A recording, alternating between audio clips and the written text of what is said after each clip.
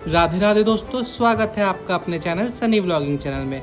जैसा कि आप सब भक्त जानते हैं, नवरात्रों का पावन पर्व आरंभ होने वाला है। चैत्र नवरात्रि का पर्व का आरंभ इस साल 9 अप्रैल से हो रहा है। इसके साथ ही इस व्रत का समापन 17 अप्रैल को होगा।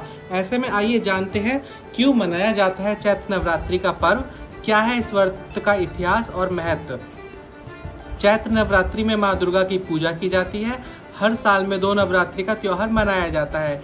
एक नवरात्रि का पर्व चैत्र महीने में तो दूसरा कार्तिक मास में मनाया जाता है। चैत्र महीने की नवरात्रि को चैती नवरात्रि के नाम से भी जानते हैं और कार्तिक मास की नवरात्रि का शारदीय नवरात्रि के नाम से भी जाना जाता है। दोनों ही नवरात्रि पर्व का अपना खास महत्व है। दोनों ही नवरात्रि का देश में बहुत ही धूमधाम से मनाया जाता है। नवरात्रि के दौरान माँ 9 दिनों के लिए धरती लोक पर आती हैं और अपने भक्तों की प्रार्थना सुनती हैं। चैत्र नवरात्रि का आरंभ हर साल चैत्र महीने की शुक्ल पक्ष की प्रतिपदा तिथि से होता है। आइए जानते हैं क्यों मनाया जाता है चैत्र नवरात्रि का पर्व और क्या है इसका महत्व। चैत्र नवरात्रि मनाने के पीछे एक पौराणिक कथा है कि माँ दुर्गा ने महिषासुर नामक राक्षस का वध किया था।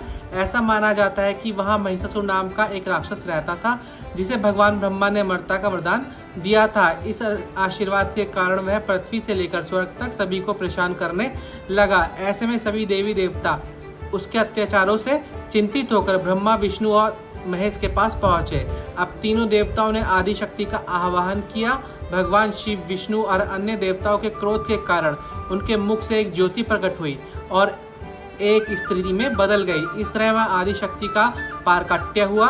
इसके बाद अन्य देवताओं ने अस्त्र शस्त्र प्रदान किए। तब माँ दुर्गा ने महिषासुर को चुनौती दी और 9 दिनों तक युद्ध चलने के बाद 10वें दिन माँ ने महिषासुर का वध कर दिया। ऐसा माना जाता है कि इन 9 दिनों के दौरान देवी माँ ने 9 रूप धारण किए और राक्षसों का वध किया। इसी कारण से इन 9 दिनों तक नवरात्रि के रूप में मनाया जाता है।